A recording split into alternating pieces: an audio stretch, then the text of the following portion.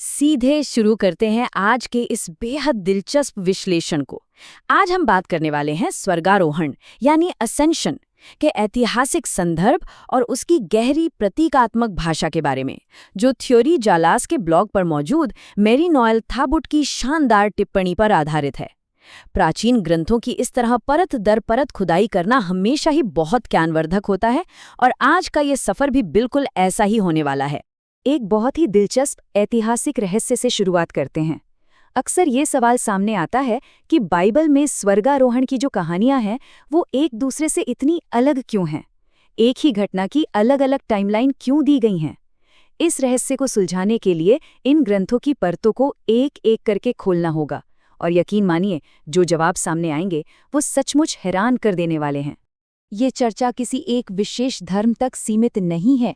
यहाँ एक पूरी तरह से समावेशी दृष्टिकोण है। ऐतिहासिक स्पष्टीकरण और रूपकों को अगर सही से डिकोड किया जाए तो दुनिया की इस सबसे ज्यादा पढ़ी जाने वाली किताब को कोई भी आसानी से समझ सकता है, चाहे पृष्ठभूमि कुछ भी हो। भाग 1, प्रेरितों के काम या एक्ट्स, एक विश्वव्यापी मिशन। अब यहाँ सबसे दिलचस्प बात क्या है, जरा उस पर ध्यान देते हैं। प्रेरितों के काम और ल्यूक के सुसमाचार, ये दोनों ही ग्रंथ एक ही लेखक ने लिखे थे और एक ही व्यक्ति थियोफिलस को संबोधित थे।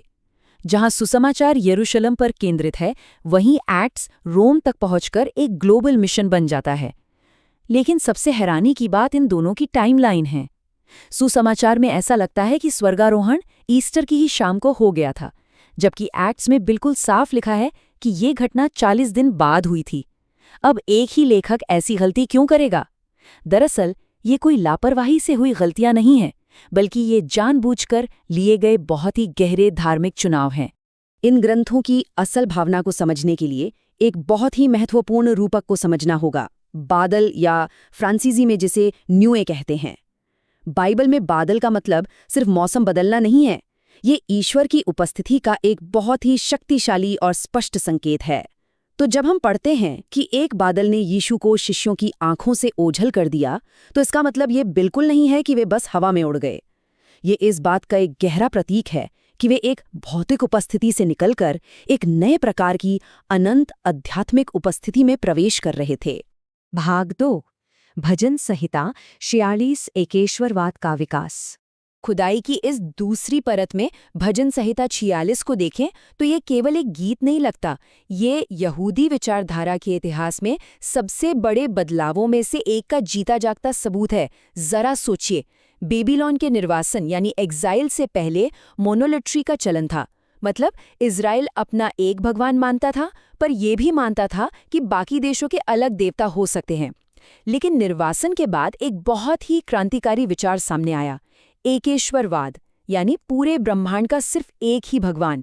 इस भजन के लेखक का ये कहना कि भगवान केवल इज़राइल के नहीं बल्कि सभी राष्ट्रों के राजा हैं, उस दौर में ये घोषणा करना सच में बहुत साहसिक रहा होगा। उस समय इज़राइल और उसके पड़ोसी देशों के शासकों की सोच में एक जमीन आसमान का अंतर था। इज़राइल का राजा पृथ्वी पर कभी भी सर्वोच्च शक्ति नहीं था, वो केवल ईश्वर के कानून के सेवक मात्र थे। भविष्यवक्ताओं ने इन सांसारिक राजाओं पर हमेशा लगाम कस के रखी, कभी कभी तो उनकी कड़ी आलोचना भी की, क्योंकि ये बिल्कुल स्पष्ट था कि सच्ची और सबसे बड़ी सत्ता केवल और केवल ईश्वर की ही थी। भाग 3, इफिसियों को पत्र, विश्वासियों की विरासत। संत पौलुस द्वारा इफिसियों को लिखे गए पत्रों पर अगर नजर डालें तो पता चलता है कि विरासत या हेरिटेज का पारंपरिक मतलब कैसे पूरी तरह से बदल गया। पुरानी वाचा में विरासत का मतलब एक भौतिक जमीन था, एक वादा की गई भूमि। लेकिन संत पौलुस इस पारंपरिक भौतिक अवधारणा को लेते हैं और इसे एक पूरी तरह से आध्यात्मिक वास्तविकता में बदल देते हैं।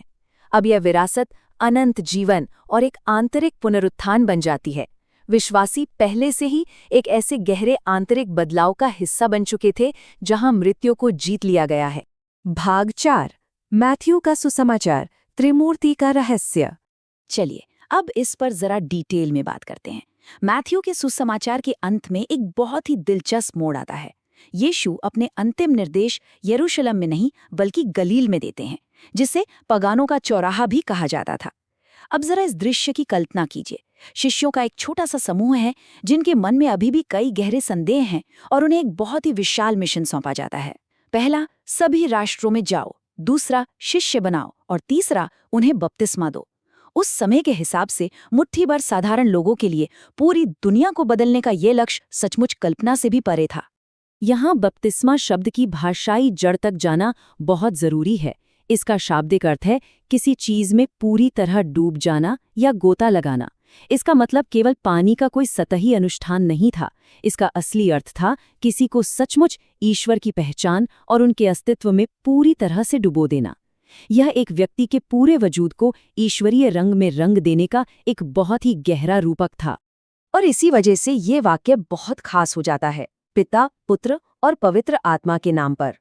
ये त्रिमूर्ति यानी ट्रिनिटी का सबसे पहला सूत्रीकरण है। एक ऐसी संस्कृति के बारे में सोचिए जो सख्त एकेश्वरवाद में गहराई से रची बसी थी, जहां केवल एक ईश्वर का नाम लिया जा सकता था। वहां एक ही वाक्य में 3 नामों का लेना एक बेहद क्रांतिकारी और शायद खतरनाक विचार था। इसने उस समय की धार्मिक मान्यताओं की नींव ही हिला दी थी। और यही बात हमें इस बेहद महत्वपूर्ण नाम तक लाती है, इम्मैनुअल, जिसका अर्थ है भगवान हमारे साथ है। सुसमाचार की बिल्कुल शुरुआत में की गई ये भविष्यवाणी यीशु के उस अंतिम वादे के साथ पूरी तरह से मेल खाती है कि वो दुनिया के अंत तक हर दिन अपने शिष्यों के साथ रहेंगे। शुरुआत और अंत दोनों इसी एक शाश्वत वादे से बंधे हैं, जो इसे एक बहुत ही खूबसूरत समरूपता देता है। भाग 5, निष्कर्ष, एक स्थायी उपस्थिति।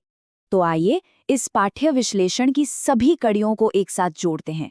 ये साफ हो जाता है कि कैसे ये प्राचीन ग्रंथ एक क्षेत्रीय और भौतिक धर्म से शुरू होकर एक सार्वभौमिक और आध्यात्मिक उपस्थिति तक का सफर तय करते हैं। और अंत में एक बहुत ही उत्तेजक विरोधाभास, एक पैराडॉक्स पर विचार करना जरूरी हो जाता है।